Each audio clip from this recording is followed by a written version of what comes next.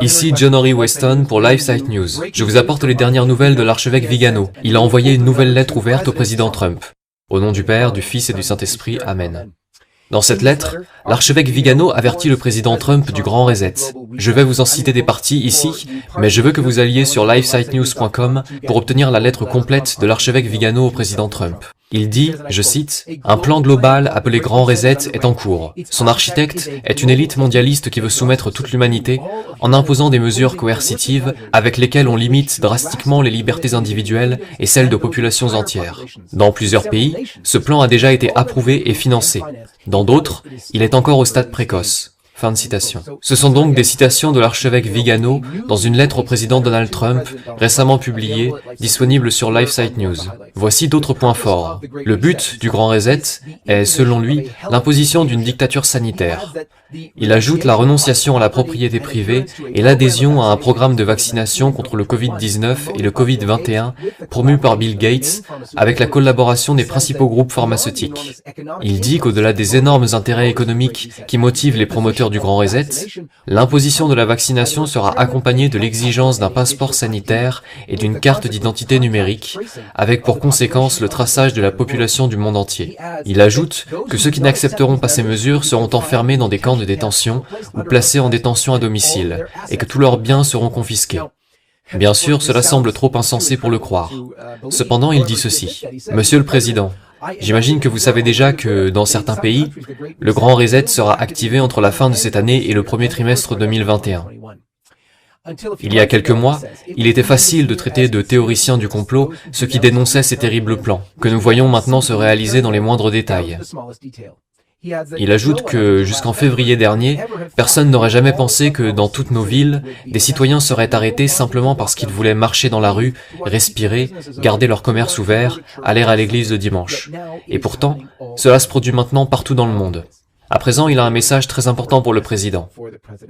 Il dit que, dans les Saintes Écritures, Saint Paul nous parle de celui qui s'oppose à l'apparition du mystère de l'iniquité, le catéchone, que vous pouvez lire dans le livre 2 Thessaloniciens 2, 6, 7.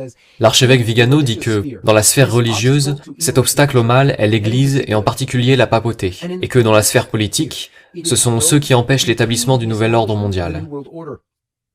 Et c'est très important, puisqu'il est maintenant clair que celui qui occupe le trône de Saint-Pierre a trahi son rôle depuis le début, afin de défendre et de promouvoir l'idéologie mondialiste.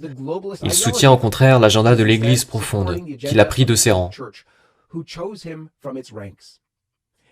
Monsieur le Président, comme le dit l'archevêque Vigano dans sa lettre au président publiée aujourd'hui, Monsieur le Président, vous avez clairement déclaré que vous vouliez défendre la nation, une nation sous Dieu, les libertés fondamentales et les valeurs non négociables, qui sont aujourd'hui niées et combattues. C'est vous, cher Président, qui êtes celui qui s'oppose à l'état profond, à l'assaut final des enfants des ténèbres. Pour cette raison, dit l'archevêque Vigano, il est nécessaire que toutes les personnes de bien comprennent l'importance historique de l'élection qui vient. Non pas tant pour le bien de tel ou tel programme politique, mais en raison de l'inspiration générale de votre action, qui incarne le mieux dans ce contexte historique particulier, ce monde que l'on veut annuler par le biais du confinement. Votre adversaire, Monsieur le Président, c'est toujours l'archevêque qui parle, votre adversaire est aussi notre adversaire. C'est l'ennemi de la race humaine, celui qui est un meurtrier depuis le début. L'archevêque Vigano conclut sa lettre ainsi. Autour de vous sont rassemblés avec foi et courage ceux qui vous considèrent comme l'ultime combattant contre la dictature mondiale.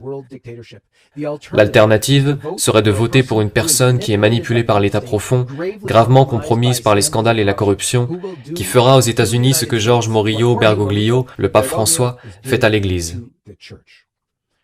Des paroles incroyablement puissantes de l'archevêque Vigano. Il ajoute, « Et pourtant, au milieu de ce sombre tableau, cette avancée, imparable en apparence, de l'ennemi invisible, un élément d'espoir émerge.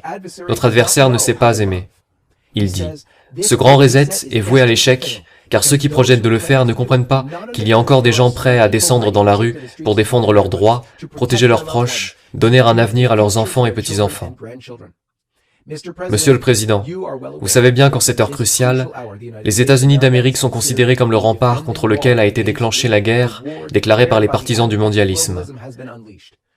Faites confiance au Seigneur. En entendant ces paroles de l'apôtre Paul, je puis tout par celui qui me fortifie.